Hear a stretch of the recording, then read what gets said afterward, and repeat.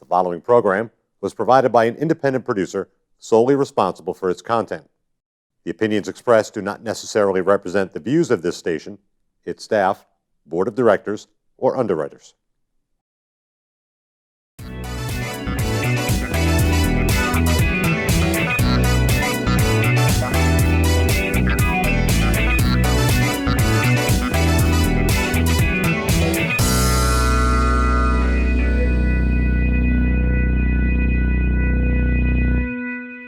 Good afternoon, everybody, and welcome to Chatting with Jocelyn. Today in studio, I have my co-host, Karen Testerman. Welcome.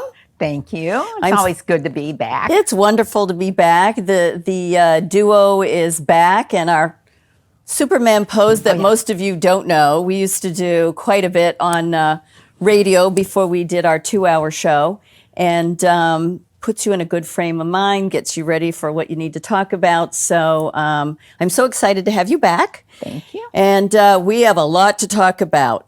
What are our tax dollars, specifically school property taxes, purchasing today? What have they been purchasing in the past, and what are they earmarking your property taxes for? So we're going to dive in and talk about the pie so that people understand how the money's divvied up, why people get so upset, and what they're doing with it, which will just melt. You'll melt on the floor.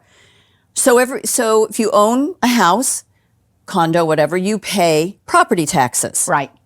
And in those property taxes, a portion goes to the city or the town, and the other portion goes to the schools. Right. But I think there is a little bit of a segment that goes to the county taxes. To the county taxes, you're correct. Thank you. So it's three, but the biggest portion goes to the schools. And depending upon what town you're in, right, it can either be a few or it can be a lot. So like in Franklin, it's around the 50% area. Okay. That goes to the schools, and 40 some odd goes to the town, and then or the city, and then a small portion goes to the county. In some areas, like in Amherst and other places, Bedford, it's Hollis. like 80 to 90% of your dollar goes to the schools. And I think it's interesting that we've got, over the past 10 years, we've had a declining enrollment in our schools, yet we're still building buildings, and we're still hiring teachers, and our scores are still diving. Yep. So what's going on? Right. So to recap, so you have this pie, and let's just pick some even numbers. So let's take Amherst, where let's pick 75%, could be 80, could be more, but it's about 75% of your property taxes goes to the schools. The other 25% is divvied up to the town and the county. Right. So now you take that 75%. So the school, the SAU goes to the town, councilman or selectman, and says, we want this much. They get it. No ifs, ands, or buts. Nobody questions them. Here you go. So the 75%, so let's say it just for argument's sake, $75,000 goes to the school. Well, that becomes a brand new pie because it's just for the school. So now you got 100% of the $75,000. Now that gets divvied up in the school district. Right. The magic number again, 75% to 85%, goes to staff, pensions, medical leave, and their education. So all of that, 75% of that new school pie goes to staff and administration. Yeah. So when people say, we need more money for the kids for education, do you see why? But the problem is, you can't keep throwing money into the pot and hiring more teachers and paying more pensions and higher health care and more staff and more this and more that because it still ends up that 75 to 80% goes to staff, and you're still left with 25% left for the school, which is rent, bonds, electricity, heat, supplies. What is the percentage? Scare people here. What is the approximate percentage in almost every school that actually gets to academics and the pupils? 3%. 3%. It's really sad. So if you are looking at this as an investor, and investors want a return on their investment, right? Mm-hmm. So if you're putting all this money in, you would expect that our scores would go up. Well, as I understand it, in around this 1976 timeframe when Jimmy Carter was the president, we had health, education, and welfare was a department of the federal government. Not that education's in our Constitution, which it isn't, but they had this department, right? Those are the department heads or the cabinet, right? So in around 1976, the decision was made to branch off the Department of Education and leave you with the Department of Health and Human Services. Right? Now, so the Department of Education has grown and grown and grown and grown. But where have our scores gone as far? It was supposed to be that we were going to become more competitive with other countries, especially in the science, technology, engineering realm. And where have we gone? We've been plummeting. And in the state of New Hampshire, we don't. And so, well, I don't think we're even in top 10 in the United States. Not anymore. Not anymore. We used to be. And we're like number 13, I think, is the last time I checked it. Yep. And in the world. And you can go to the Department of Education on their webpage, and you can start to search some of those things on. Maybe we can even put that link up in the information. In the description, we can put it up. So that you can go and you can start reading all of the different things, because now there's a difference between being certified and being there's another word, and it just went right straight that way. But it'll come back. Yeah, it will come back. But so you want to be certified so that when your child goes to college or someplace, that's one of the things that the school administration and the admissions offices are looking at. They want to make sure that the school is certified, right, that you attended. That you attended. That your child so attended. That means that your education is a certain level. So that's one thing that they really do look at. And quite honestly, we have to start paying attention to those sorts of things. Now, the other thing that we're finding out is most recently, there's an article here that the school district, the SAU 16, that's Exeter, just spent part of a $20,000 grant to purchase books to assign to middle school students, and the book is called This Book is Anti-Racist. It's talking about Black Lives Matter and critical race theory. So taxpayer money, which is a grant, because grants just don't come out of, thin air. That is your taxpayer money taken out of your paycheck that goes to the federal government, that they put into a special pot and they add grant dust to it, and they send it back to the state with all sorts of strings attached to it. Right. So they took your money out of your paycheck, sent it to the federal government, they sprinkled fairy dust on it, sent it back to the state and said, oh, by the way, you will do this, you will do this, you will do this, you will do this. And they now own you. They own your school, they own your children.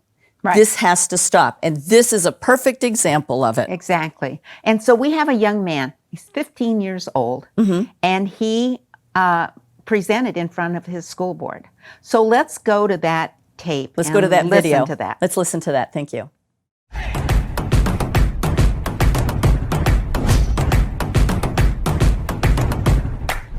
Sir, read the law. It's right there in your hand. Activism News Network is now online. Subject 97, he's fishing. He also has an AR-15 and a Glock. Inside these schools. Despite the board's attempt to deny it, District 196 schools are quickly becoming a place where promoting activism is actually more important than promoting education. I'll take you back to my first day at RHS this fall. The principal came out and gave us a heartfelt speech about equality and standing together. He began to list countless races, such as Latino, Asian, expressing how much they matter and how important they are. But never once did he mention a race or identity that reflects me, or half the kids that were in the class. Now, members of the board, I know you haven't been to school in a while, and I know none of you, or most of you, don't have any kids left in the school district. But you must admit how uncomfortable it will be to be characterized just by your skin color on the first day of school, and be thought that you were wrong just because of your skin color. So I will never forget the look one of my friends gave me from across the room as we were sitting there listening to this blatant bias being expressed in the so-called equity statement by the leader of our school. To be clear, I don't need you to tell me that I matter, but hearing the condolences given to other races and leaving just one race out, inevitably you'll start to feel like you've done something wrong. And in our principal's attempt to unify us, he instead created unwarranted boundaries and barriers between his students, pitting us against each other based on characteristics that we can't control. In another separate instance, I was told that writing "All Lives Matter" on the whiteboard was political and could be seen as offensive. When I questioned the teacher after class, she told me that she didn't have an answer and she just had to erase it, and it was quickly erased. There are political signs all over RHS, about specific races that matter, specific sexual orientations that matter, and specific perspectives that matter. But when I questioned the RHS administration about how these signs were political, they told me that they were supporting human rights. So when I questioned why the equity statement couldn't represent all students, they told me that to even ask that question was outlandish and offensive. And when I asked why that was, they told me, quote, "Whites have a pretty good situation right now," unquote. So is that not racism? Disregarding my question merely because of the color of my skin. To be honest, after enduring a year of the people in charge telling me that I'm a racist and I'm privileged and pointing out our irreversible differences, I've never noticed race more. And it's becoming the first thing I notice when I meet someone, which has never before been the case. RHS administration confidently told me that RHS students and staff are happy with their equity statement. But from my experience in talking with other students, this is not the case. I know many kids who disagree with their teachers, but they're too scared to stand up because they're worried that their grades will be docked and their learning experience will be affected. My honors government teacher, I'm not going to say his name, but he's mentioned that Democrats care more about all people while Republicans only care about themselves. And he's also inferred to us that socialism is better than democracy. He even had a statue. He had a statue of a socialist leader in his classroom. I've been told by a lot of kids that they just stay silent and adjust their schoolwork to reflect an acceptable opinion to secure a good grade. I've been approached by multiple teachers who have told me in private that they just want to say that they agree with me and they support me standing up, but they can't say it in front of the class for fear of being disciplined by the administration in some way or losing their jobs. There is clearly only one way to think in this district, and that is that they are teaching their kids to shut up if they don't agree. Now, members of the board, I want you to take a good look at yourselves in the mirror tonight and ask, are you really standing up for the equality of all people, or are you just pushing a damaging political ideology on our students? A fellow coworker at my job, who by the way is of color, discreetly told me that the schools seem to be pushing a very leftist agenda in class. This proved that not everyone is happy with your school, and not everyone who isn't happy is white. Now, due to all these instances I've mentioned and many more that I can't fit in this 5-minute speech, I have decided to leave this district and continue school on a private Christian school online.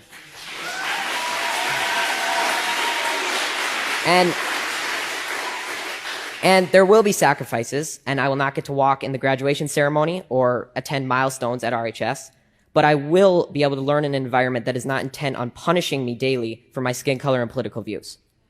Now, regardless of how you take my speech, whether you just shrug it off as malarkey or Fox News talking points, I encourage you to think about it, because someday I'm going to be a leader. I may be the president, a governor, or just a professional golfer, but I will never stop believing that everybody has value, no matter their skin color or personal beliefs, and it's a shame that you're not going to be able to say that I was an alumni of RHS in District 196. Thank you.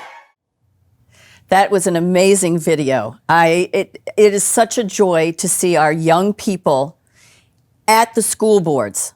Oh, and do you think that those school board members got their eyes open when he told them they would be sorry that he wasn't one of their alumni? Because obviously this young man not gonna be has a there. place he's going to go.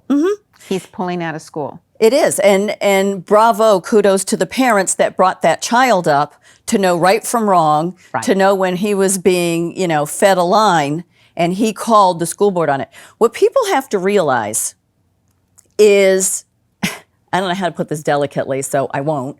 The school board is not the be-all, end-all. No, and most of the school boards are taking their marching orders from the School Board Association. It's an association, get that? But they act like they are a government agent, and they provide insurance, they provide some model policies and all of these sorts of things. But the school boards, in most cases, go marching along lockstep, just like good little soldiers. What I found very interesting, I've been going to, so I went to the Exeter and the Newfield, and I went to Pelham back quite a while ago with Kelly, and I just went to the Nashua last night. And in every instance, the speaker for the school board, I don't know if they have a name, but I'll call him the speaker for the school board, takes their finger and admonishes the audience, who is made up of adults, mothers, fathers, grandparents, aunts, uncles, and most importantly, taxpayers. Right. Who do you think you are admonishing the taxpayers who pay the salaries? Now, not all the school boards get salaries, but the point is they pay the salaries of the teachers, the administration, the maintenance people. Their taxes pay for the rent, the bonds, the schools, the heating, everything. And they admonish you. They get up on the stage, and it blew my mind. They had the 6-foot plastic cafeteria tables, one here, two there, making a U, everybody all set up, lording it over you, staring down at you. I don't know who they think they are, but they need to be taken down 5 or 6 pegs, as my grandmother used to say. So we have another young person. Okay. I believe she was 13 years old. And she came in, maybe she was the 9-year-old, and came in to talk about the BLM and what she experienced at her school and why she was being ostracized or told she couldn't have a political statement. Which is a form of bullying, which is a form of taking away her First Amendment rights to speak. Yeah. So let's listen to that one. Okay, let's listen to that one. Here again. The other day I was walking down the hallway at Lakeview Elementary School to give a teacher a retiring gift. I looked up onto the wall and saw a BLM poster and an Amanda Gorman poster. In case you don't know who that chick is, she's some girl who did a poem at Biden's so-called inauguration. I was so mad. I was told 2 weeks ago at this very meeting spot, no politics in school. I believed what you said at this meeting. So at lunch I went up to my principal to tell him about the BLM poster and that I wanted it down. He said it's not coming down. I was like, yeah, it is, because the school board said on May 25th, no BLM or politics in school. He said, that's weird. They were the ones who made them. I was stunned. When I was here 2 weeks ago, you told us to report any BLM in our schools. Apparently, you know they're in our schools because you made the signs.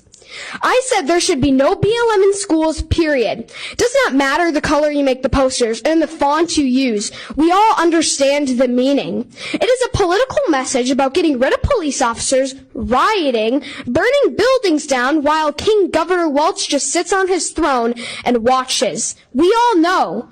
Changing the font or the color of posters does not change the meaning. I am 9 years old and I know that. You expect me to believe that you did not know what you were doing by making these posters? Come on, people. I do not judge people by the color of their skin. I don't really care what color their hair, skin, or eyes is. I judge by the content or the way they treat me. MLK said, I have a dream that one day my 4 little children will not be judged by the color of their skin, but by the content of their character. That dream has come true. I do not care or look at the color of skin, but you make me think of it. I have Asian, Mexican, white, Chinese, black friends, and I don't care. I like them because some of them make me laugh, some are sweet and kind, sporty, or share the love of God. They are just my friends. You have lied to me, and I am very disappointed in all of you. You cannot even follow your own rules. If you're going to do that, why do we follow any rules we deemed unfit or ridiculous? I'm not following your mask rule anymore then. Get the posters out of our schools. Courage is contagious, so be courageous. Well, that young lady is certainly a firebrand. Yes. I And take 9 lessons years from old. her. Right, exactly. So, these are young people. They understand that they are being segmented out, that they are being targeted in some respects, and they're not putting up with it, which I think is absolutely marvelous. As you say, kudos to the mom and dad. And in all likelihood, they're being either they're being schooled at home. Somebody's having dinner with them every night, and we're talking about these things that are going on, and having that conversation, that mom and dad conversation. And this is where it is that it's so important, and we need to start making sure that it is mom and dad. So have dinner with your kids and make sure you share with them your values. Don't let the schools impose their values on. Exactly. I mean, it's all about your family structure, your family belief. It's pretty disgusting to see the out and out discrimination that's going on in our public schools. In Litchfield, in Exeter, in Londonderry. I mean, in Derry, we've had the drag queens. Story hours are coming out again. They're starting to appear.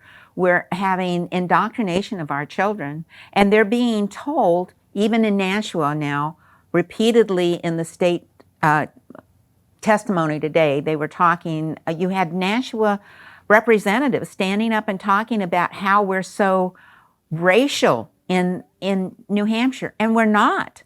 And if you go back and you look at the history on critical race theory, it was from a essay that was written, and the person was upset because we become too colorblind.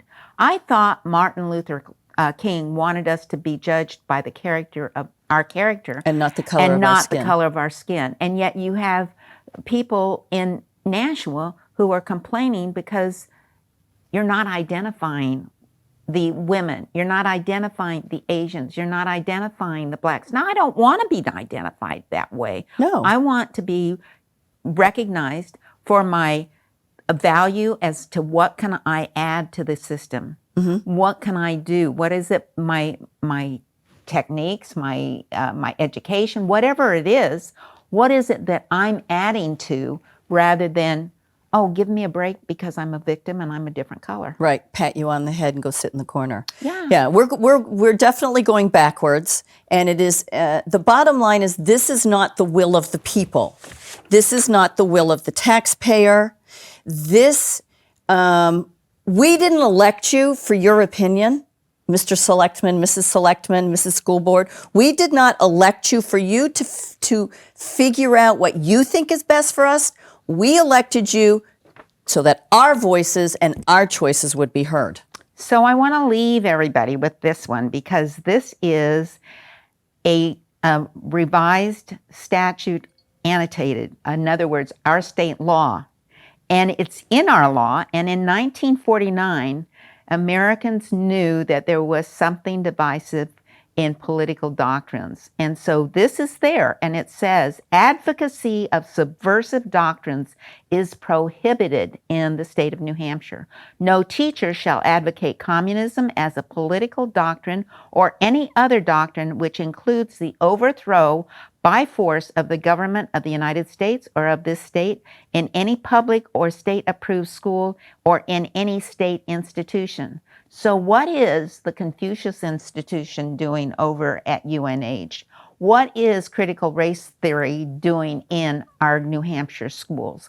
What is a lot of these propaganda type things that are being sold. Black Lives Matter.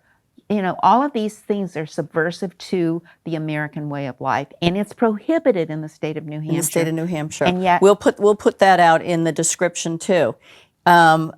This is just a subject that is never ending. It seems like it is a snowball rolling down the hill and getting bigger and bigger.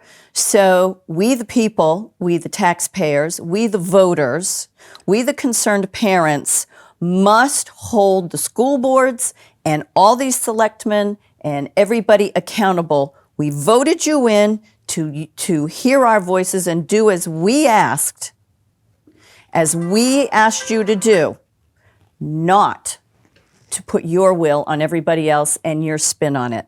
right, and we need you to get involved, because every one of us, if you were talking to somebody else and we become two, and then two of us become four, and then four of us become eight, then when we show up at any of the meetings, at any of the public meetings, it makes an impact, and the members of those boards recognize that. So Absolutely. get involved. Be polite, be respectful, but be involved. Thanks for joining me, chit-chatting with Jocelyn and my co-host Karen Testerman, and we will see you next time. The preceding program was provided by an independent producer solely responsible for its content. The opinions expressed do not necessarily represent the views of this station, its staff, board of directors, or underwriters.